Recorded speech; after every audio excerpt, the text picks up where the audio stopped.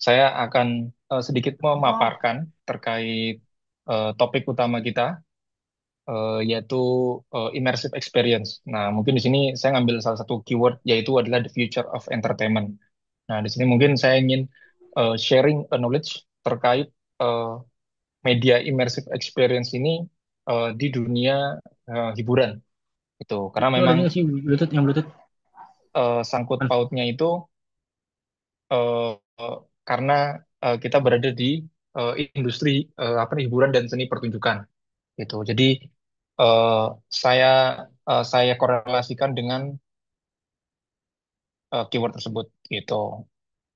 Nah, mungkin daripada berlama lagi ya, mungkin di sini kalau ada yang baru join silakan. Terima kasih juga telah join di salah satu eh, webinar pertama kami sih seharusnya sih gitu. Mungkin kita sambil sambil sambil jalan sambil kenalan juga ya. Oke.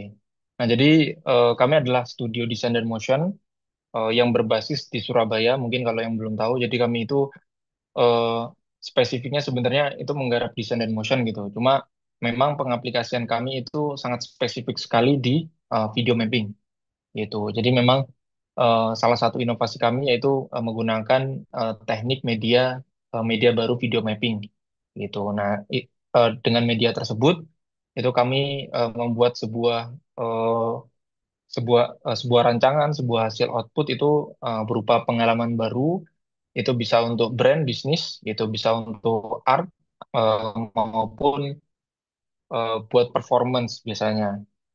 Tuh, nah ini kami itu eh, kalau di studio itu sekitar ada 20 orang gitu. Cuma founder dan co-foundernya itu sekitar 5 orang. Itu ada salah satu di antara ber-20 ini ya. Tuh. Terus, nah mungkin salah satu sepak terjang kami itu kami sudah ada pernah project di beberapa wilayah Indonesia khususnya, cuma dominannya itu di Jakarta dan Surabaya, itu karena memang itu salah satu basis kami ya. Itu. Nah, selain itu kami juga eh, cukup banyak di internasional mulai dari ujung ke ujung ini, mulai dari Amerika pernah, Europe, Afrika, kalau kalau kalau Afrika di Senegal, terus mungkin kalau Asia juga cukup banyak di Cina dan Jepang. Itu. Nah, itu eh, salah satu sepak terjang kami sih. Tapi mungkin di sini mungkin juga eh, menstatement bahwa kami share knowledge ini juga ada beberapa insight yang ingin kami bagikan juga terkait immersive experience gitu. Nah, ini mungkin sedikit sedikit tipe atau mungkin jenis service yang memang eh, kami tawarkan gitu biasanya ke klien gitu. Nah, ini ada yang video mapping dia bentuknya arsitektural, immersive experience yang mungkin teman-teman juga sudah tahu gitu. Terus mungkin juga eh, dari sisi development interaktifnya juga gitu, jadi dari sisi programmingnya juga gitu. Selain itu balik ke awal lagi, kami adalah desain dan motion, jadi tentu utamanya yaitu adalah di visual kontennya gitu. Nah, ini beberapa project yang pernah kami garap tuh. Nanti mungkin, nah terus juga kami pernah juga menerima dari Muri, yaitu sebagai video mapping terbesar di luar ruangan. Nah, ini video mapping The Colomadu. Mungkin kalau tahu Museum Colomadu, nah itu ada bidang yang cukup panjang banget, cukup besar. Nah, itu kami pernah melakukan video mapping dan dan mencetak Museum Rekor Indonesia gitu. Ini kalau nggak salah ini pas masa COVID sih sebenarnya gitu. Jadi tahun 2021 memang lagi eh, cukup cukup gencar gitu. Apa meskipun event di luar ruangan, tapi kita coba membawanya itu apa namanya, menggunakan protokol gitu sih. Nah, jadi mungkin nanti kalau yang mau kepo-kepo lebih lanjut, silakan nanti mungkin bisa DM Instagram maupun DM saya pribadi juga silakan gitu. Ataupun nanti silakan mengunjungi website kami. Di situ juga banyak kami juga sering share informasi terkait immersive experience maupun teknik video mapping gitu. Oke, nah mungkin kita masuk ke ini dulu sih, masuk ke menu pembukanya dulu gitu. Jadi di sini saya mau membahas tentang keyword utama yang saya ambil, yaitu adalah the future of entertainment gitu. Jadi masa depan hiburan itu seperti apa gitu. Nah ini saya ingin memberikan sebuah opini dari saya pribadi dari tim LGY terkait masa depan dari sebuah hiburan gitu. Nah jadi kalau eh, kalau melihat dari sebelum-sebelumnya gitu, dari mungkin sebelum abad 21 maupun di kayak awal-awal abad 21 awal-awal abad 20 ya. Nah, itu mungkin saya mau mengambil salah satu statement bahwa kalau dulu itu kita menikmati hiburan tuh secara pasif gitu. Kayak semisal mungkin saat sudah muncul televisi itu kita menonton televisi gitu. Jadi kita hanya bisa menerima hiburan yang disajikan gitu. Nah, terus kemudian mungkin kalau ketika melihat sebuah seni pertunjukan gitu.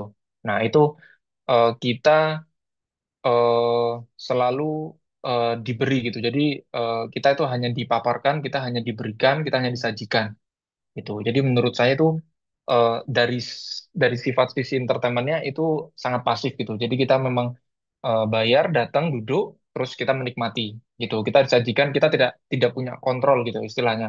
Jadi kita tidak bisa eh, mengkontrol, kita hanya bisa apa namanya, mendapatkan informasi itu, mendapatkan hiburan itu gitu. Terus ya udah kita mendapatkan rasa senang, rasa puas dan lain-lainnya.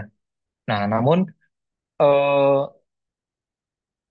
kalau di masa sekarang, nah itu cara menikmati hiburan tuh sudah cukup banyak variasinya. Kalau dulu mungkin pasif, nah di sini semakin lambat laun itu dia tuh sifatnya mulai aktif.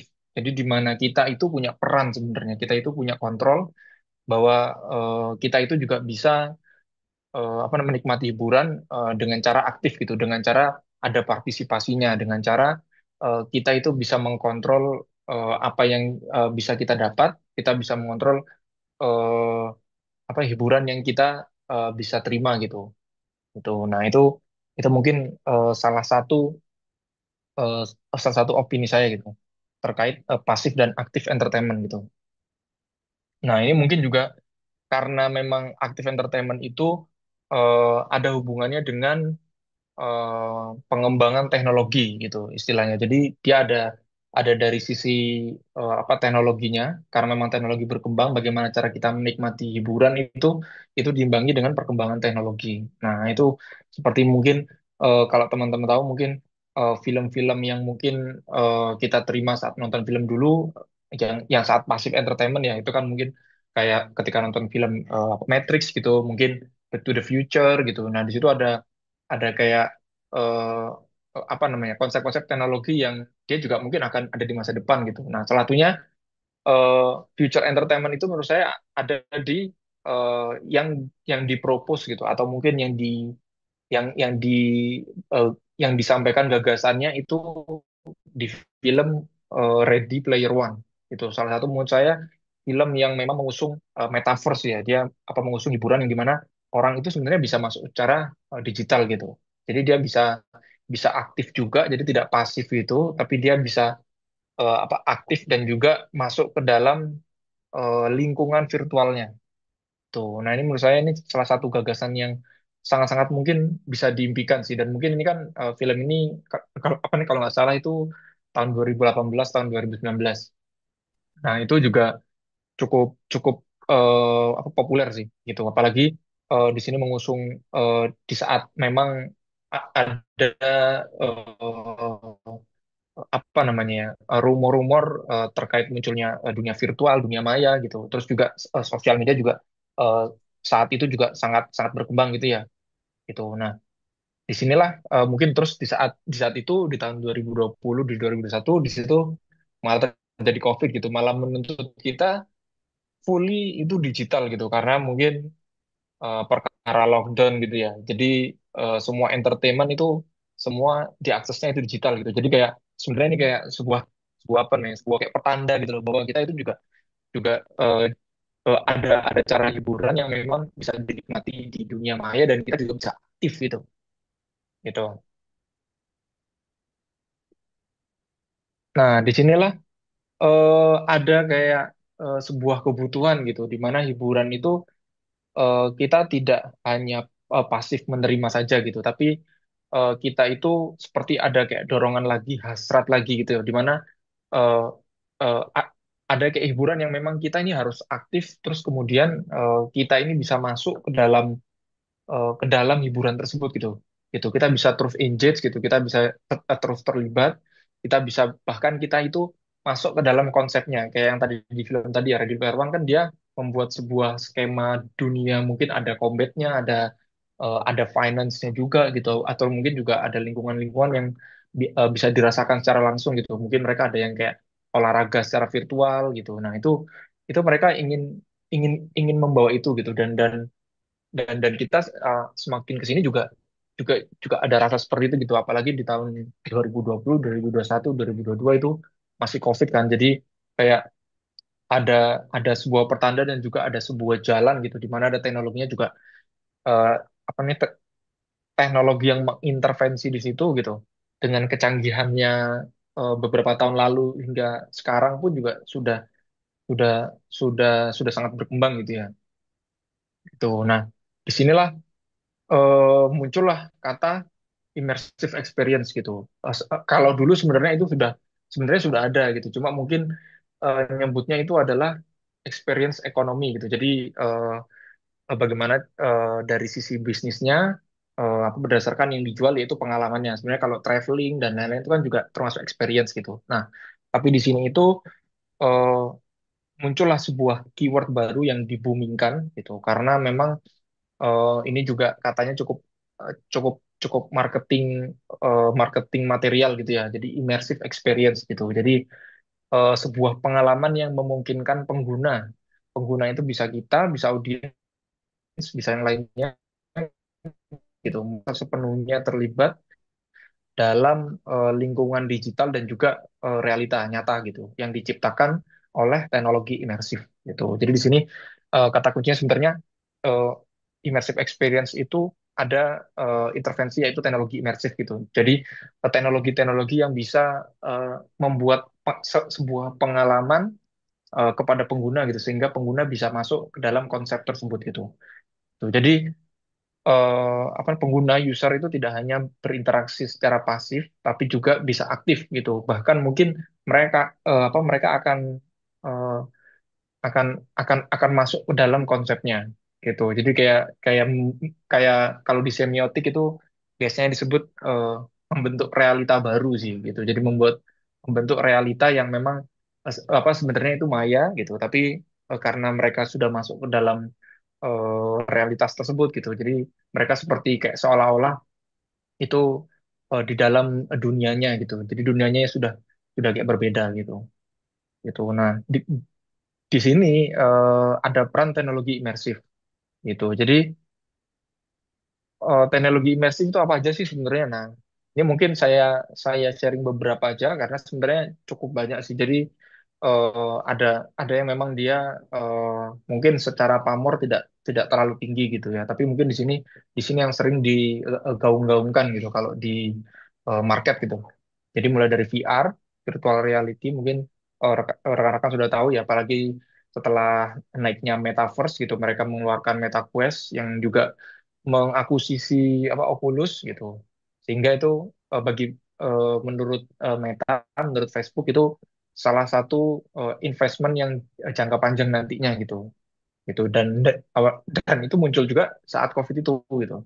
Terus kemudian ada AR dan juga apa MR. Ini mungkin lebih ke apa bagaimana kombinasi digital dengan eh, apa fisikal gitu. Jadi kita bisa apa menikmati dunia digital tapi juga dikombinasikan dengan fisikal. Kemudian ada XR, extended reality. Nah, ini juga cukup baru gitu, apalagi saat COVID itu muncul film Mandalorian gitu. Jadi mereka membuat sebuah film di mana itu bisa diproduksi secara live gitu juga. Nah, itu juga ngebentuk sebenarnya secara teknis itu mirip-mirip dengan teknologi imersif gitu. Cuma tinggal tinggal fungsinya itu ketika Mandalorian itu mungkin dibuat produksi film gitu. Padahal mungkin juga bisa diimplementasikan ke yang lain gitu. Misal mungkin ada yang broadcast gitu, mungkin terus Selain broadcast mungkin juga bisa ditaruh di museum atau mungkin bisa taruh di live entertainment juga bisa gitu. Apalagi mulai sekarang kan juga banyak yang live stream gitu ya. Itu mungkin kalau di Korea itu sudah digunakan sih. Jadi kayak mungkin mereka pakai visualisasi background yang bisa berganti-ganti gitu. Nah, itu sudah menggunakan teknologi apa immersive dari XR gitu. Terus kemudian ada projection dan juga hologram. Nah, ini mungkin 11-12 gitu karena kalau mungkin projection itu lebih ke tekniknya gitu. Terus juga kalau hologram ini mungkin lebih ke fasadnya yang unik sih. Jadi kan kalau kita mungkin dari film yang sudah sudah terpapar film ya, jadi mulai kayak dulu Star Wars, terus kemudian juga Marvel, Iron Man yang menggunakan apa namanya multimedia yang kemudian berbentuknya hologram gitu, displaynya 3D gitu. Nah itu mungkin sekarang kalau sekarang makin sekarang itu mungkin nanti kalau searching di YouTube ya itu sebenarnya juga sudah ada yang bisa ngebentuk 3D itu gitu. Cuma mungkin dengan kayak limitasi-limitasi mungkin ukurannya tidak terlalu besar gitu, tapi masih bisa apa melihat secara 360 gitu kan. Nah, itu mungkin yang memang nanti akan terus dikembangkan gitu. Tuh. Nah, di sini lima lima teknologi yang memang menurut saya ini ada perannya dari sisi immersive experience. Nah, terus kemudian berbicara tentang ini ya dari sisi ekonominya gitu. Nah, di sini mungkin saya akan membagikan beberapa hasil riset dari mungkin dari media riset di luar yang memang mengkaitkan immersive experience dengan apa, ekonomi gitu. Jadi di sini mulai dari market value. Jadi ada namanya location based experience. Jadi mungkin teman-teman tahu kalau mungkin tahu Team Lab gitu. Terus mungkin tempat lain seperti Lume atau mungkin kalau di London tuh ada biasanya Van Gogh Museum juga gitu. Jadi atau mungkin museum tempat kayak apa museum lainnya yang memang dia eh, sangat oriented dari lokasi gitu. Nah, itu biasanya di situ adalah basis dari immersive experience sebenarnya gitu. Nah, jadi dia akan masuk ke market value dari location based experience. Nah, ini salah satunya kalau di tahun 2023 kemarin itu sampai 4,5 billion gitu. Jadi eh, secara total terus dia di Asia Pasifik sendiri itu 1,5 gitu. Nah, terus kemudian ada nih yang di bagian kanan ini immersive entertainment market ini. Nah, di tahun 2024 itu sebenarnya itu sudah sangat tinggi sih. Udah ada 114 ini. Cuma ini total ya. Ini total dari sisi teknologinya gitu. Terus mungkin juga dari sisi eh, eh, apa namanya software gitu. Terus juga mungkin dari sisi konten kayak dia mungkin VR dia ada yang game gitu misal. Nah, itu di sini tercampur di sini gitu. Termasuk di sini dan kita mungkin akan masuk yang others ini. Jadi cukup besar sih gitu hitungannya. Gitu. Terus kemudian dari sisi pembagiannya juga, nah ini kan biasanya kalau immersive experience itu juga ada di museum, immersive theater nih juga, di arcade juga ada, di gaming apalagi gitu. Gitu. Nah, terus kemudian ada penelitian terbaru juga gitu. Apalagi di sini milenial itu cukup tergeser ya sekarang ya dengan Gen Z dan juga Gen Alpha gitu. Nah, lambat laun kita akan tergeser gitu. Selama 5 sampai 10 tahun kita akan tergeser millennials. Tuh, mungkin teman-teman juga milenial sekarang ya, atau mungkin ada yang Gen Z juga gitu. Jadi eh, ada penelitian yang apa namanya membuktikan bahwa ada perubahan perilaku gitu, perilaku yang mungkin dulu itu apa orang-orang itu suka apa apa belinya berupa barang gitu. Nah, namun sekarang itu pergantian pergeseran itu mulai ke experience gitu sebenarnya. Jadi orang-orang itu lebih memilih spending untuk experience gitu. Experience itu bisa berbagai macam ya sebenarnya. Bisa kayak traveling.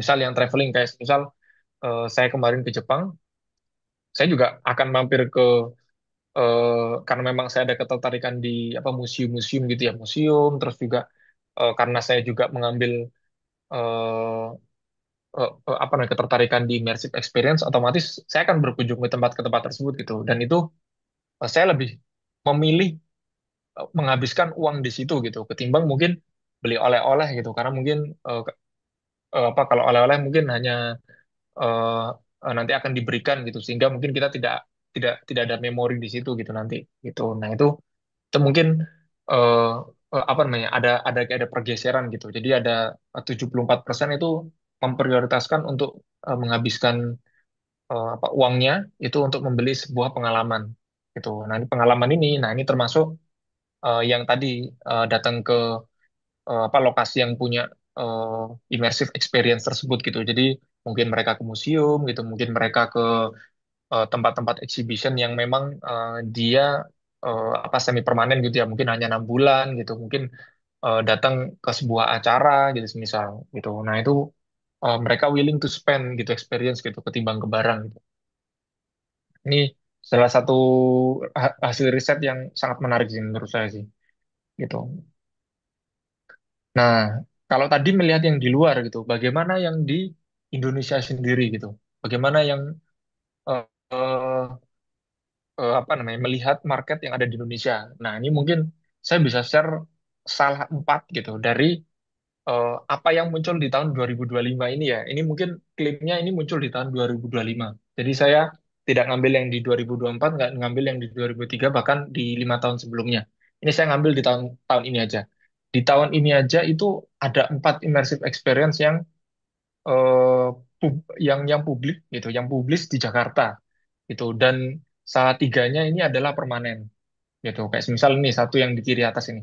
Ini ada di Museum Wayang Kota Tua gitu. Jadi ini kalau nggak salah ini sekitar Februari, Februari pertengahan itu sudah launching gitu, gitu. Nah terus di sini, nah ini salah satu punya kami juga yaitu Nawa Experience. Ini ada di TMII. Ini kami juga publik itu sekitar bulan Mei, gitu. Jadi ini ini semi permanen gitu di TMII. Itu. Terus kemudian ini yang di kiri, ini ada di Menara Up Tamrin. Mungkin ada yang tahu menara yang cukup tinggi gitu ya. Kayak yang paling tertinggi kalau nggak salah di Jakarta. Nah itu mereka buat buat sebuah experience gitu di mana orang-orang itu ketika mereka di atas di rooftopnya itu mereka bisa apa menikmati pemandangan apa Jakarta gitu dari gedung tertinggi mereka gitu kan. Nah, itu di dalamnya itu juga ada kayak media-media lain gitu yang memang mendukung apa nih, pengalaman tersebut gitu. Gitu dan itu juga berbayar gitu kan. Tuh. Gimana ya? Mumpung ada, aku lagi ngelutin bidang ini soalnya. Oke, sebentar. Oke, terus kemudian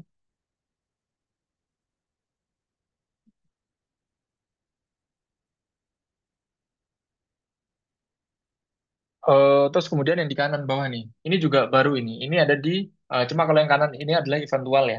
Ini ada di PRJ gitu. Jadi ada sebuah apa kalau nggak salah di tahun lalu juga ada immersive experience sih.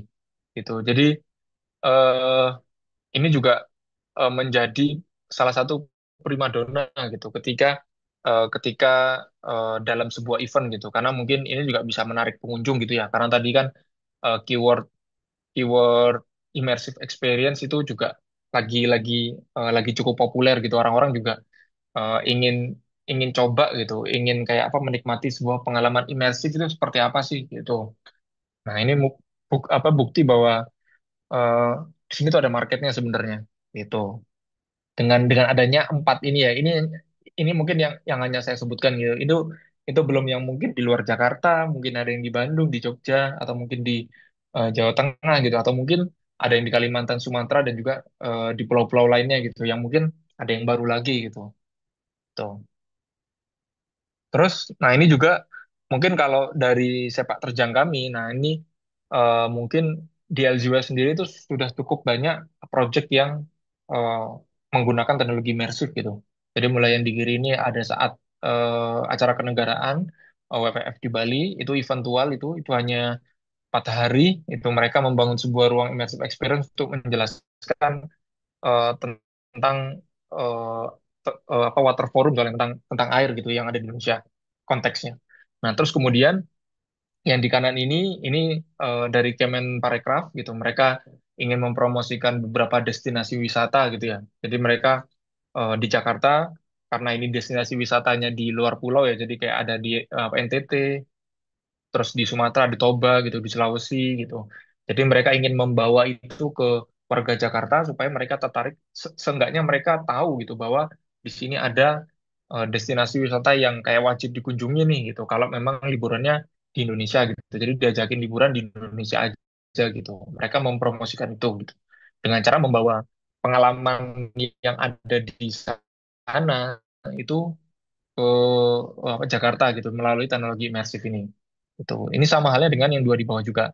Ini kalau yang di bawah ini ada brand property gitu. Jadi mereka ingin membawa karena mereka ada kayak campaign yang memang menunjukkan bahwa luxury style itu juga ada dari sisi artnya gitu. Artnya dikombin dengan teknologi sekarang yang menggunakan teknologi imersif itu gitu. Jadi mereka menarik pengunjung gitu. Dan di sini pengunjungnya dalam waktu berapa ya? 2 minggu itu bisa 20 ribuan gitu gitu. Dan itu buat brand properti sangat-sangat sudah terkurasi sih. Apalagi kan yang datang itu mungkin sudah terqualified gitu. Tuh, terus kemudian di sini juga ini eh, brand salah satu apa maskapai Scoot gitu.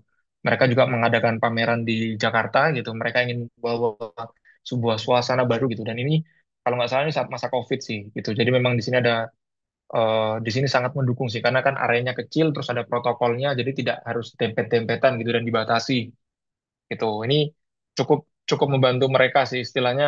Jadi mereka bisa bisa membawa experience baru, orangnya juga yang datang nggak terlalu rame kan jadinya gitu. Jadi semua bisa ter apa regulasi gitu gitu. Nah, ini juga mungkin juga salah satu data yang kami dapatkan juga gitu ketika membuat sebuah immersive experience. Jadi yang kayak Kemenparekraf tadi itu eh, mereka mengadakan 1 bulan dan itu yang datang 22 ribu gitu dengan perharinya itu bisa seribuan lebih gitu karena memang di sini dibatasi ya di sini kan per sesi itu buat menikmati itu sekitar 15 sampai 20 menit gitu dan itu 20 sampai 30 orang gitu jadi di sini cukup dibatasi tapi mereka dikasih kayak pre-test post-test gitu karena di sini gratis juga sih gitu. Jadi mereka harus harus kayak pretest apakah mereka tahu destinasinya gitu. Terus kemudian nanti di post test nanti apa mereka sudah tahu nggak ini destinasi yang mana gitu, yang mana-mana gitu. Jadi ada kayak soal-soalnya sih kalau mereka ini gitu. Ini sekitar 22 ribu. Terus kemarin kami di Surabaya itu juga mengadakan pameran imersif Solo itu selama 10 hari di Surabaya di alun-alun kota Surabaya. Nah ini yang datang itu 34 ribu itu. Dan kebetulan di sini memang per sesi tapi mungkin ruang lingkupnya lebih besar ya. Jadi kayak sekali sesi itu bisa 300 orang, 300 400 orang gitu. Gitu. Dan ini dan ini selalu bergilir sih gitu. Nah ini mungkin ada kayak perbedaan ya. Jadi kayak apa 1 bulan itu sekian gitu. Terus apa 10 hari itu ada sekian puluh ribu orang gitu. Ini mungkin yang terdata, belum yang tidak terdata gitu. Nah ini mungkin salah satu data informasi yang memang sangat jarang kami share juga sih hitungannya. Nah oke, lanjut ke babak kedua, yaitu adalah ini mungkin sedikit sedikit hidangan utamanya ya, hidangan utamanya. Jadi eh, kalau tadi mungkin immersive experience dari sisi definisinya, terus mungkin juga eh, kayak kayak secara market tuh seberapa besar sih sebenarnya gitu potensialnya gitu ya. Sekarang mungkin dari tipe-tipenya. Nah, jadi kalau dari saya itu membaginya menjadi 3. Yang pertama itu digital presence. Jadi pengalaman imersif yang memang sepenuhnya itu secara digital gitu. Jadi tanpa ada intervensi mungkin secara fisik mungkin sangat minim sekali gitu ya. Cuma fully kita menikmati itu penuh itu di digital gitu. Jadi mungkin seperti kita main game sebenarnya gitu. Jadi kita main game, kita memang mungkin kalau teman-teman tahu game MMO apa MMORPG gitu, itu biasanya kita sangat-sangat imersif sih. Kita sangat masuk ke dalam konsep game tersebut gitu sampai mungkin terlena gitu ya kadang-kadang ya. Itu. Nah, di sini pengguna bisa merasakan sepenuhnya masuk dalam dunia maya dan juga konsepnya gitu. Bentuknya bisa simulasi, game, virtual world gitu dan lainnya. Mungkin di sini eh kalau paling device paling populer itu ya, yang sangat memang masuk itu adalah menggunakan VR, virtual reality. Jadi mungkin menggunakan device, memang karena device-nya dia diletakkan di mata ya, di visualisasi kita ya. Jadi kita berasa memang masuk dalam visualisasi tersebut gitu. Beda mungkin kalau dengan game game yang sifatnya mungkin dia kita ngeliat monitor gitu ya, mungkin kita akan terbatas oleh layar gitu. Tapi VR ini bisa memotong itu sih, gitu. Cuma mungkin akan ada kendala, mungkin di sini kelemahannya biasanya mungkin tidak bisa terlalu lama gitu, karena nanti ada tingkat motion sickness yang memang nanti akan naik gitu ketika terlalu lama gitu. Terus mungkin karena kita melihatnya jadi terlalu dekat, sehingga mungkin nanti ada kayak pusing dan lain-lain sih. Jadi biasanya memang media ini terbatasi oleh waktu sebenarnya gitu biasanya. Tapi mungkin nanti pasti akan ada apa update dan juga perkembangan teknologi pasti akan menghilangkan limitasi-limitasi tersebut sih. Gitu. Mirip sama Ready Player One kan dia juga pakai ini ya, pakai pakai apa VR gitu ya.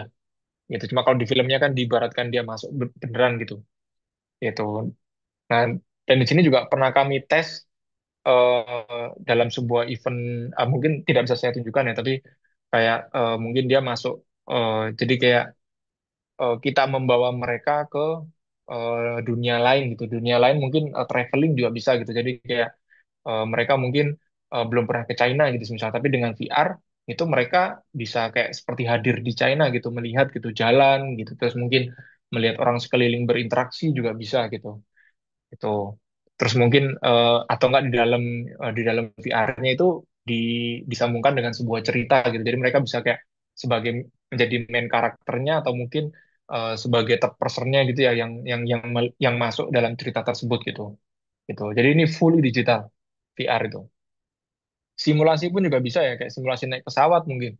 Mungkin sebelum pilot mendapatkan sertifikasi gitu semisal itu juga bisa gitu, itu mungkin bisnis secara sertifikasi edukasi gitu ya gitu. Tapi kalau hiburan sih mungkin lebih ke yang atas ini sih, jadi mungkin bisa membawa apa namanya seperti main game gitu ataupun membawa ke dunia lain. Terus kemudian physical presence, nah ini mungkin eh, sangat umum ketika zaman Instagram Instagram lagi naik gitu. Jadi eh, sosial media dengan visual base gitu. Nah, itu mungkin ini sangat populer banget. Jadi ini memanfaatkan multisensori pengguna gitu. Multisensori itu ya indera kita gitu ya, bisa visual, bisa raba, bisa penciuman gitu, bisa apa pendengaran dan lain-lainnya gitu. Dan ini itu langsung di dunia nyata gitu dengan memberikan pengalaman langsung secara fisik tentunya gitu. Jadi bisa salah satu indera ataupun keseluruhannya gitu. Gitu. Dan ini cukup sangat familiar di mana ketika mungkin keywordnya, oh ini dari tempat yang Instagramable banget gitu. Oh ini kafenya Instagramable banget. Oh ini acaranya Instagramable banget. Nah itu disitulah apa namanya ya, immersive experience dengan physical physical presence itu menurut saya sangat naik sih gitu. Karena di sini mungkin sangkut pautnya digital itu sangat minim sekali gitu. Paling mungkin hanya lighting dan lain-lain ya. Gitu. Sedangkan di sini semua rata-rata bermain dengan fisik gitu. Misal di sini, ini pamerannya Team Lab Planets di Tokyo. Ini mereka membawa bunga flower anggrek itu. Dibawa dibentuk sedemikian rupa, terus mereka membentuk sebuah ruangan di mana yang datang itu seperti ya ada di dunia lain sebenarnya mereka itu. Dunia sangat fantasi, tapi itu eh, bentuk bentuk teknologi imersifnya tuh ini sih apa namanya dengan cara mereka menginstal itu gitu.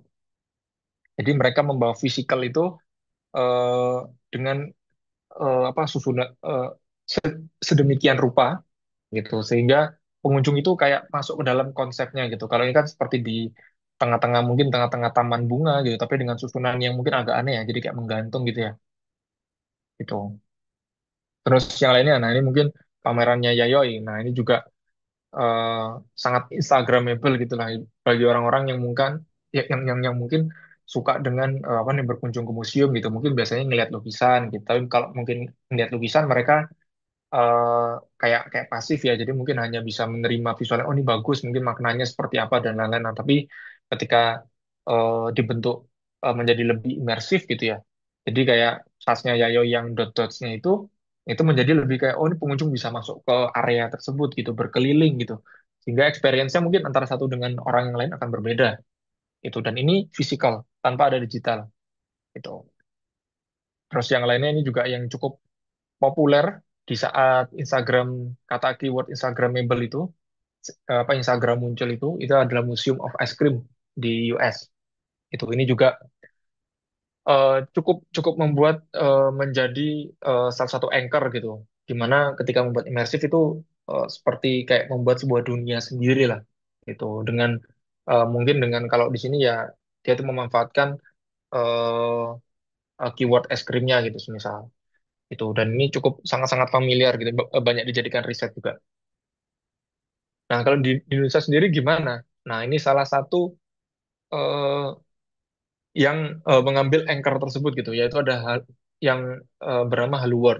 Nah, ini salah satu brand, mungkin sekarang jadi brand kreatif agency, tapi dulu itu mereka sifatnya mungkin lebih ke kayak coba-coba dulu sih gitu. Jadi kayak buat sebuah acara gitu. Mereka tidak buat permanen seperti Museum of Ice Cream tadi gitu, atau Yayoi ataupun Team Lab ya, yang dia apa namanya, permanen gitu pamerannya. Tapi ini dia bentuknya eventual gitu, dengan menjual ke brand-brand yang memang sangat-sangat butuh engagement eh, dari audiens gitu. Apalagi ini saat risingnya sosial media ya, di mana orang-orang itu willingly dengan sukarela itu mereka nge-share pengalaman mereka berkunjung ke sana gitu. Kayak semisal di sini Hollywood membuat sebuah pameran, terus di sini kebetulan sponsornya Indomie gitu. Indomie ya dengan cara ya ternyata mereka membuat sebuah area di mana pengunjung bisa masuk ke dalam mangkoknya gitu kan. Terus di situ juga ada apa apa instalasi fisik gitu seperti mie-nya ini, sehingga orang-orang kayak ya kita dalam mie gitu, sehingga mereka kalau nge-share foto, nah mereka eh, akan tersirat oh ini Indomie gitu. Jadi brand pun akan merasa terjual, engagement-nya naik, awareness-nya naik gitu, sehingga eh, apa namanya immersive experience-nya juga juga juga juga memiliki nilai lebih gitu dari situ gitu. Nah, ini mereka memanfaatkan benda-benda yang mungkin umum di sekitar kita gitu. Dengan yang ini kan seperti ini kan cukup aneh ya, ini kan cukup jarang kita lihat gitu, misal di kayak di luar tuh nggak ada gitu. Terus kayak gini misal instalasi jerapah balik gitu, ya, apa jerapah eh, apa upside down gitu kan, itu kan sangat jarang gitu. Terus kayak ini mie yang mangkok yang cukup besar gitu misal itu sih. Nah, terus kemudian yang ketiga, yang terakhir itu adalah kombinasinya tentu. Di sini ada kombinasi dari pengalaman digital yang dibawa ke fisik biasanya gitu. Nah, ini biasanya ada pemanfaatan dari alat-alat tertentu sih, hardware tertentu gitu. Gitu.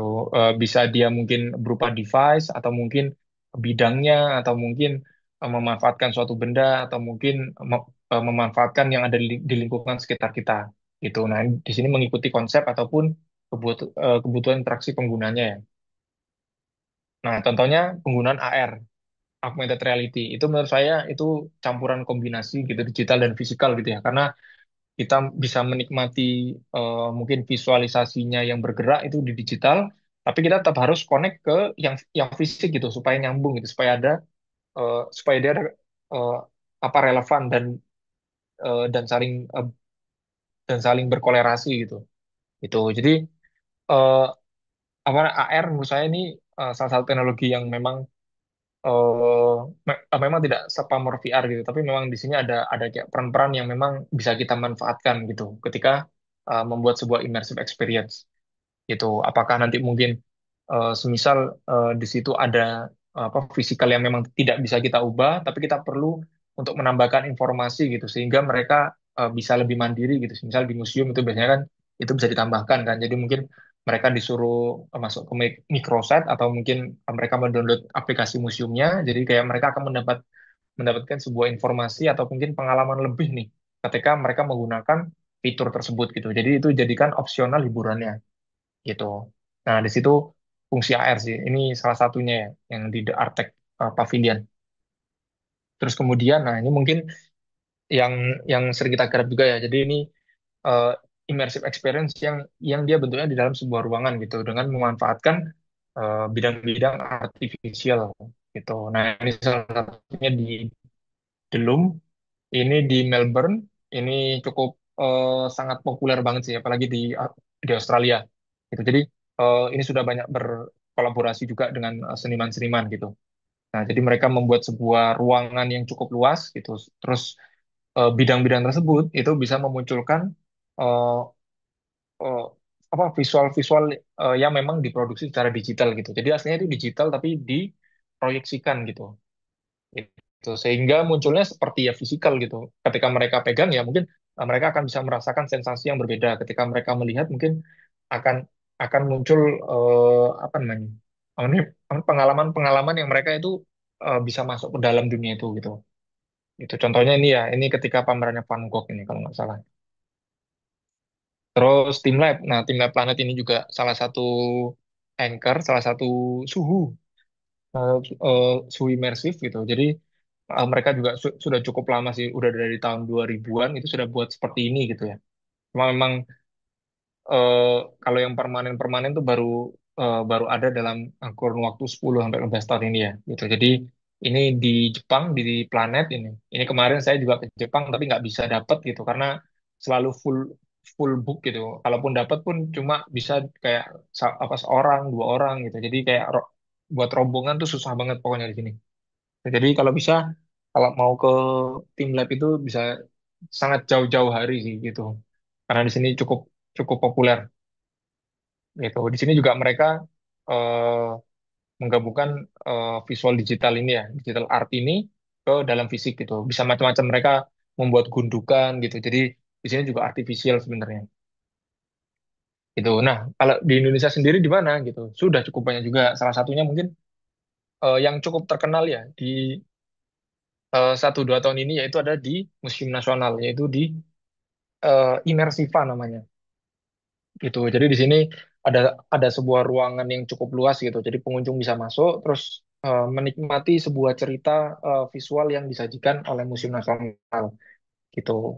Nah, di sini soalnya juga kenapa mungkin eh, kalau yang dulu tuh sempat ada Van Gogh juga pernah sebenarnya datang ke Indonesia gitu. Cuma mungkin tidak terlalu ramai ya. Mungkin apakah karena beda market dan lain-lain gitu. Karena kalau di Mersiva sendiri menurut saya itu karena murah sih. Karena dia museum nasional juga ya. Jadi tidak dipatok harga yang mahal gitu. Sehingga mungkin kalau ada seniman luar yang buka di sini itu sebenarnya cukup mahal sih harganya. Biasanya 150 ke atas sampai 200 ribuan biasanya. Gitu. Kayak di Van Gogh terakhir itu 200 ribuan sih buat masuk ke museum Van Gogh yang ada di Indonesia. Tuh. Nah, terus kita masuk ke nah ini yang ketiga, bagian ketiga yaitu eh, nextnya seperti apa nih? Gitu. Masa depannya seperti apa nih entertainment kita gitu. Nah, dari sisi immersive experience itu yang pertama itu adalah di storytelling gitu. Jadi di sini yang mungkin sangat jarang-jarang sekali saya lihat gitu. Eh apa konten kreator atau mungkin studio yang membuat storytelling di sebuah pengalaman imersif gitu. Jadi kayak masih masih mengambil kayak beberapa spot aja gitu istilahnya. Jadi tidak membentuk eh, story yang kompleks gitu atau mungkin story yang memang bisa dinikmati sehingga orang itu juga juga juga paham maknanya dan lain-lain gitu. Jadi dia bisa membuat sebuah pengalaman yang unik yang mungkin dia itu akan inget gitu. Kayak semisal tadi ya ketika datang ke Immersiva itu kita juga kita kan sudah buat Nawa itu memang dari tahun lalu ya. Jadi kayak buat sebuah cerita dan lain-lain itu. Tapi saat kita publis di sosmed itu jadi ada orang nanya sampai orang nanya, oh ini yang di Museum Nasional ya, ini yang di Museum Nasional ya gitu. Padahal bukan gitu. Mungkin karena mungkin ada yang mirip bagi mereka gitu sehingga mereka membandingkan itu gitu kadang-kadang gitu. Jadi itu bisa membuat memori mereka itu lebih lebih lebih naik. Nah, itu mirip mungkin kayak datang eh, ke ke apa tempatnya apa Disneyland gitu misal. Nah, itu mungkin mereka akan masuk ke situ sampai sampai mereka akan menjadi sebuah memori gitu bahwa itu ada cerita yang disampaikan oleh apa kreatornya gitu kan. Terus eh, mereka akan ingat itu gitu sebagai sebuah pengalaman gitu. Jadi menurut saya storytelling ini masih sangat menjadi apa namanya eh jadi suhu lah menjadi sangat sangat bisa dijadikan salah satu referensi untuk yang akan datang sih gitu. Jadi story-nya. Nah ini mungkin yang pernah kita buat itu di Nawa Experience gitu. Jadi kita membuat sebuah story bagaimana eh, apa mereka bisa berkeliling dunia fantasi gitu ya. Dan itu juga eh, ada kayak VO-nya gitu, ada kayak yang bernarasi gitu. Mereka juga tidak hanya kayak keliling-keliling foto-foto dan lain-lain gitu, tapi di tengah-tengah mereka akan disajikan sebuah cerita gitu yang mereka nanti bisa bawa pulang gitu sebenarnya. Gitu. Jadi seenggaknya mereka, oh nih, kayaknya aku pernah mampir ke sini gitu, atau enggak mungkin melihat yang lain, mereka juga bisa membandingkan gitu, yang mana mungkin ketika mereka berkunjung hanya foto-foto aja gitu. Karena kalau dulu mungkin saat yang Instagram naik itu memang lebih ke foto-foto ya gitu ya. Cuma mungkin sekarang orang lebih lebih lebih mau mendapat lebihnya tuh apa gitu sebenarnya. Tidak hanya foto-foto aja ya, karena kalau foto-foto doang ya udah datang foto-foto, ada yang bagus, ya udah tinggal pulang gitu biasanya. Oh. Nah ini juga terus membuat karya seni bisa menjadi lebih hidup gitu. Nah ini mungkin yang diterapkan oleh Van Gogh gitu. Jadi mereka ini yang saya datang sendiri yang di Indonesia. Ini mungkin yang di tempat lain ya, yang tadi selain di Lume itu ada di China juga ada, di London juga ada gitu. Jadi ini kalau ada bulat-bulatnya ini berarti mungkin ini saat COVID sih harusnya sih. Jadi ada protokol yang kalian gitu. Jadi di sini storytelling pun bisa diceritakan dari IP eh, atau mungkin karya seni yang dari kreatornya gitu. Misal kayak Van Gogh ini, mereka membawa hasil lukisannya itu dijadikan sebuah cerita gitu. Perjalanan Van Gogh dari dulu hingga mungkin sampai wafat beliau gitu kan. Nah, itu dibawa sehingga kita bisa masuk ke dalam dunianya Van Gogh gitu sebenarnya. Gitu. Jadi ketika pulang, oh kita secara nggak langsung kita sebenarnya kita masuk ke dalam sejarahnya Van Gogh gitu. Itu mungkin kalau yang biasa berkeliling museum mungkin perlu perlu dijelaskan gaya dan lain-lain, tapi dengan imersif itu kita bisa menikmati mungkin sambil foto-foto dan lain-lain gitu. Gitu.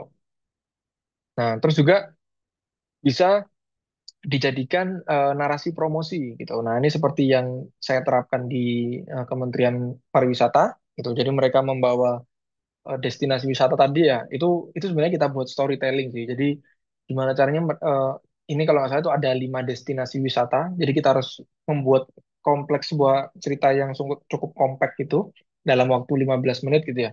Jadi mereka harus dalam 15 menit mereka datang ke apa seperti datang ke 5 area destinasi wisata tersebut gitu. Contohnya seperti ini. Nah, ini kan ini yang di eh, Labuan Bajo gitu. Mereka kan khasnya dengan kapal pinisinya gitu. Jadi kita bawa sambil ada kayak cerita-cerita dan lain-lain. Mereka ini seperti kayak berada di kapal pinisi gitu. Terus yang di kanan bawah nih yang kayak sejarahnya Danau Toba gitu. Munculnya bagaimana gitu. Nah ini kita bawa eh, apa promosinya dalam bentuk narasi gitu. Nah ini salah satu cuplikannya ya. Ini mungkin tidak ada suaranya, ada VU-nya karena memang konfidensial. Jadi saya hanya tunjukkan secuplikan dari ininya. Mungkin kalau ada rekan-rekan yang pernah datang di Jakarta kemarin, di tahun lalu, nah ini mungkin, nah di sini ada mulai dari tadi ya, ada kayak berbagai wilayah, terus kami tampilkan satu-satu sih. Itu. Jadi mereka bisa mendapati bahwa kalau di area wisata tersebut tuh ada kayak budaya apa aja sebenarnya, gitu. Terus the future yang kedua, nah itu kita eh, apa namanya ya kayak tadi ya active entertainment jadi itu butuh real time interaksi jadi kita kalau tadi mungkin ada kayak beberapa narasi itu masih memang masih nonton gitu biasanya tapi real time interaction itu tetap harus dikombin jadinya jadi biasanya di sini selain cerita itu ada yang bisa mereka mainkan gitu jadi ada mungkin karena dia bentuknya kita ini adalah based on visual gitu jadi ada visual-visual yang bisa mereka mainkan gitu sehingga mereka itu bisa aktif juga gitu contohnya seperti ini nah ini di saat kalau nggak salah ini konten Imlek gitu kan karena memang sifatnya mungkin kelampion dan kembang api gitu kita kita buat apa namanya euforianya ada nah mereka yang harus menyalakan kembang apinya sebenarnya dengan cara eh, apa berada di titik ini gitu kan berada di atas lampion seperti mencet tombol gitu cuma mereka yang harus menginjak itu terus muncul kembang api gitu.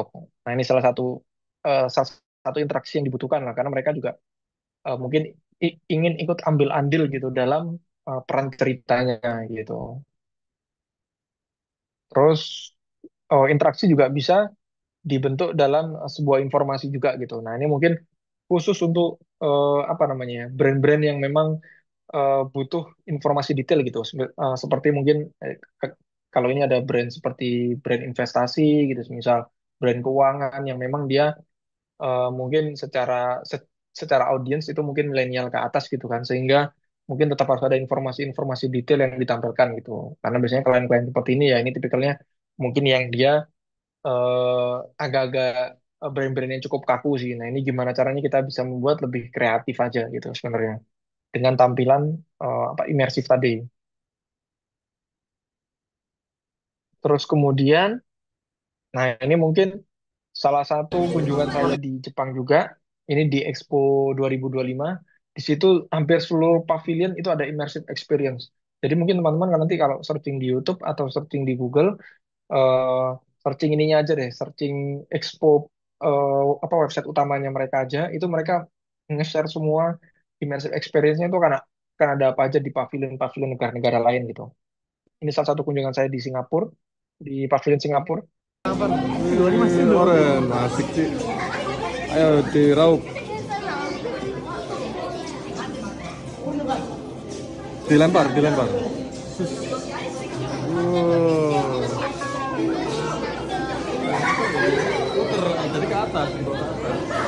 Nah, ini salah satu interaksi yang menurut saya cukup unik sih gitu. Jadi kayak kita buat pesan-pesan, terus akhirnya dilempar ke apa namanya bola-bola lampu-lampu yang di depannya gitu. Itu menurut saya yang apa namanya bagi saya yang memang sudah cukup dewasa ini juga juga juga merasa apa namanya apa engage gitu loh, maksudnya mau mengisi itu sudah engage sebenarnya. Terus mau berpartisipasi bahkan sampai apa kagum gitu kalau kalau bisa ada teknologi seperti itu gitu. Terus kemudian, nah ini juga salah satu yang lain.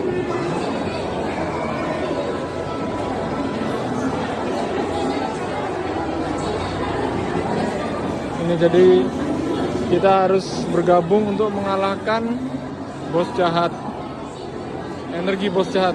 Tapi nanti nanti kita daftar dulu, terus baru nanti. Nah, di sini mungkin di sini ada interaksi gerakan sih di sini.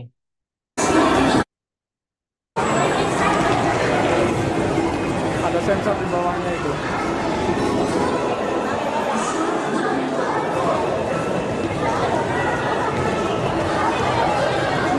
Nah, ini jadi ceritanya itu sebenarnya di sini tuh ada sebuah bisa dibilang game gitu, di mana ketika orang itu kayak berlari-lari kecil itu sebenarnya mengisi energi gitu sehingga bisa mengalahkan monster yang di sini sehingga pesan pesan terkait oh ini kita harus menyalakan energi dengan gerakan kinetik itu sebenarnya bisa gitu dengan cara apa lari-lari kecil seperti ini gitu asal memang ada alatnya gitu biasanya. Gitu. Jadi ada di sini lebih ke eh, boot kelistrikan apa ya? Terus kita bisa menghidupkan listrik itu dari mana aja gitu. Salah satunya dari energi kinetik gitu. Dengan cara yang kayak gini kita jadi diibaratkan seperti mengalahkan bos telur jahat ini sebenarnya. Gitu. Dengan cara ya berlari-lari kecil ini gitu. Dan ini berkelompok sih. Jadi apa tiga orang itu bisa mengisi energi gitu. Jadi saling saling balapan lah intinya gitu.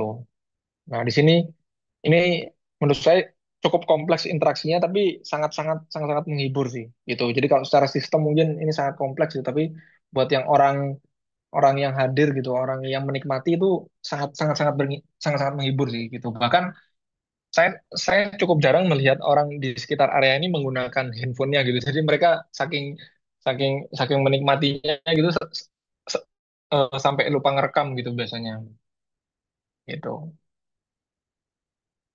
Terus yang terakhir yaitu adalah personalize gitu. Jadi di sini mungkin sudah pernah kami garap juga gitu dan itu cukup cukup cukup banyak request seperti itu gitu. Jadi kayak misal eh, apa nih pengunjung bisa mengekspresikan gitu, bisa mengirimkan pesan gitu dalam bentuk kalau karena kita ini ya basisnya visual ya, mungkin paling dominan sebenarnya kayak bentuk pesan-pesan sebenarnya cukup gitu. Cuma kayak ada yang model seperti ini sih. Jadi kayak pengunjung bisa gambar sendiri gitu dengan template yang sudah kami sediakan gitu. Sehingga pesan-pesannya masuk kayak misal di sini. Jadi mengibarkan kalau kupu-kupu itu memang ada di alam dan memang apa menunjukkan alam itu asri gitu kan istilahnya. Jadi mereka yang harus menambahkan kupu-kupu itu dengan cara apa ya? Dengan cara mereka harus masuk ke dunia itu, dunia dunia alam hutan itu dan buat kupu-kupu mereka sendiri gitu. Yang diibaratkan itu mereka gitu. Jadi yang meramaikan kupu-kupu ini sebenarnya ya peserta-peserta itu aja gitu sebenarnya. Gitu. Jadi visual kami itu rame karena ada pesertanya gitu intinya. Jadi mereka itu harus ikut ambil andil gitu. Dan itu mereka juga bisa kirim mengekspresikan itu gitu mungkin dengan warna atau mungkin ternyata ada yang nulis di sini gitu nah itu bebas lah gitu cuma dengan template yang kami sediakan biasanya terus nah ini contoh-contoh yang umum sih kayak buat tulisan pesan-pesan dari siapa terus ini yang di kanan pesan-pesan terus yang di bawah ini mereka seperti ngisi personalisasi mereka gitu dibaratkan mereka itu eh, apa planet yang seperti apa gitu mereka ini apa visualisasi antara planet juga berbeda gitu. Terus yang di kanan ini lebih ke karakter avatar gitu. Ini saat yang Wonder Space kemarin. Jadi itu ada apa interaksi lain di mana pengunjung bisa buat avatar mereka. Terus mereka seperti ingin, oh ini kamu mau mau kemana sih? Mau ke Labuan Bajo atau mau ke Danau Toba gitu? Atau eh, eh, mau ke apa nih Mak? Mau ke Mandalika gitu misalnya. Itu mereka membuat avatar mereka sendiri gitu. Terus nanti akan masuk ke visualisasi pulau-pulaunya gitu. Sehingga seperti wah ini aku ada di Mandalika gitu. Sehingga mereka bisa nge-share itu sih. Gitu. Terus contoh lainnya, nah ini mungkin yang ada di Museum Nasional nih. Ini cukup cukup cukup viral sih di TikTok di Reels itu. Nah, saya tunjukkan yang ini. Menjelaskan koleksi tersebut didapatkan dari Belanda dan juga beberapa yang berhasil diselamatkan ketika insiden kebakaran.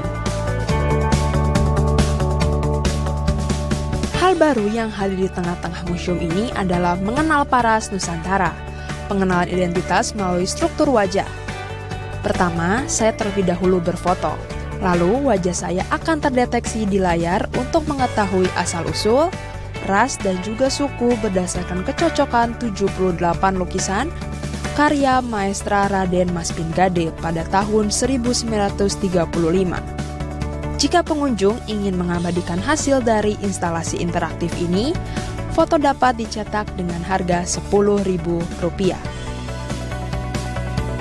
Ruangan selanjutnya adalah Oke, nah kumpulan itu salah satu repatriasi apa namanya asal personalis yang cukup cukup unik sih gitu. Jadi ada lukisan, ada sebuah dataset lukisan berbagai suku, ras gitu kan.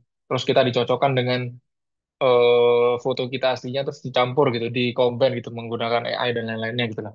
Gitu. Jadi ini cukup cukup sangat apa apa viral sih kemarin itu karena oh ini kita apa bentuknya cukup unik, hasil-hasil yang dijadikan juga sangat bervariasi kan tergantung fotonya kita gitu. Jadi di sini interaksinya dapet gitu. Terus juga personalize-nya dapet gitu. Cuma mungkin apa displaynya karena memang ini mungkin di museum gitu. Jadi mungkin juga juga terbatas tidak bisa berbentuk ruang atau mungkin tidak bisa sebesar yang mungkin seperti apa imersif ruangan gitu misal. Itu. Tapi ini cukup cukup sangat ini sih. Sangat-sangat viral sampai antri kalau nggak salah ini. Ada di video-videonya itu kebanyakan antri sebenarnya. Mungkin ini di skip sih. Itu.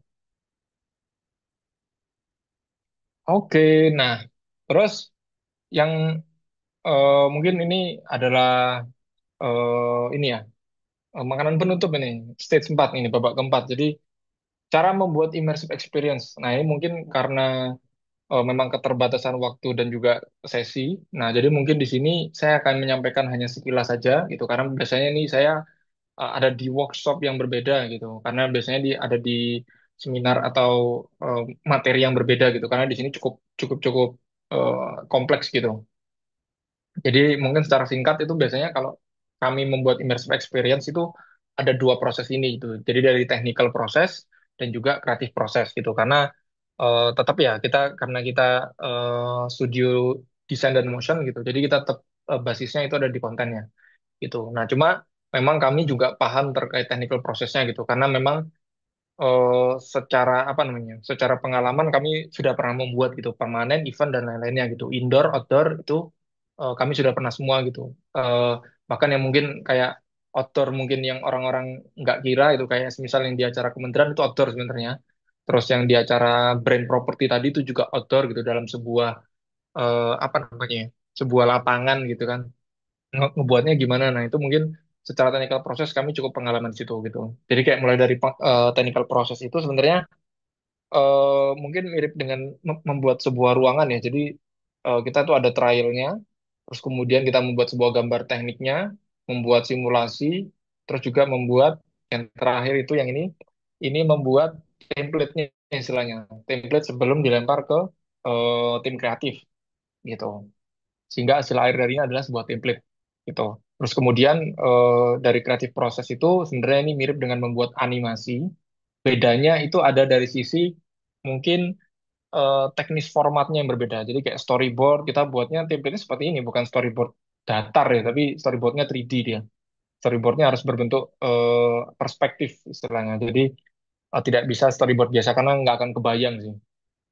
Terus kemudian, nah ini template yang tadi ini dijabarkan kalau dalam bentuk visual itu seperti apa, gitu kan, dibuat di proses seperti buat animasi biasanya pakai software-software yang mungkin pakai Blender, 3D, apa nih, After Effects dan lain-lain sih.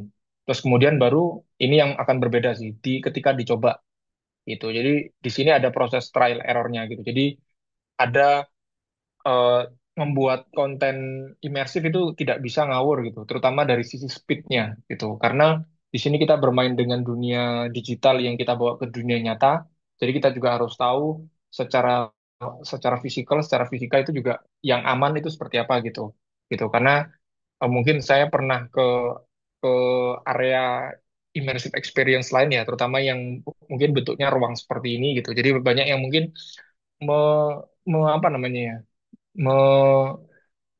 menyampingkan dari sisi bagaimana kita menikmati sebuah visual gitu. Kadang mungkin terlalu cepat gitu, kadang mungkin terlalu lama, terlalu banyak statisnya gitu mungkin. Terus mungkin atau enggak pergerakannya yang terlalu cepat gitu. Terus ada mungkin item-item yang detail yang mungkin tidak terlihat yang sebenarnya tidak perlu gitu misal. Itu. Nah, itu mungkin yang itu yang memang ya pasti berangkat dari pengalaman sih pasti sih, gitu. Itu yang mungkin banyak kita temukan sebenarnya juga di yang tempat lain gitu. Dan itu kita juga masih terus mendevelop itu bagaimana cara kita bisa memberikan sebuah pengalaman yang memang enak dan juga karena kita eh, mengkonvert dari dunia digital ke ini ya ke dunia fisik gitu ya. Jadi kita juga harus eh, apa namanya, memikirkan dari usernya juga gitu, penggunanya juga dari pengunjungnya juga. Itu. Nah, itu aja mungkin. Terus mungkin, nah ini di akhir mungkin, ini sudah penutup ya, ini sudah saatnya minum air putih nih. Nah, ini di sini mungkin next itu sebenarnya karena di sini online ya, sebenarnya saya itu ingin mengundang teman-teman juga mungkin kalau memang yang berlokasi di Jakarta gitu, mungkin saya akan mengadakan seminar secara offline gitu, yang memang berlokasi di Nawa Nawa Experience gitu, yang memang berlokasi di Eh, jadi seminarnya itu kita di dalam apa nih immersive experience-nya gitu. Jadi saya langsung langsung menjelaskan mungkin bagaimana teknisnya, bagaimana eh apa nih apa apa nih, apa nih potensi dari yang tadi immersive experience itu gitu. Bagaimana ini bisa eh apa nih apa interaksi-interaksi yang tadi yang saya pernah sebutkan, saya contohkan gitu nanti bisa di sini rencananya. Itu. Cuma ini coming soon sih karena masih saya apa godok juga secara teknis apa seminarnya gitu. Jadi di sini mungkin eh, salah satu spill yang bisa sampaikan terkait ini sih. Jadi mungkin kalau ada yang berlokasi di Jakarta dan willing itu ini juga free, jadi tidak ada ditarik biaya sama sekali sih. Jadi kita bisa saling ngobrol, saling berdiskusi terkait immersive experience langsung di tempatnya gitu.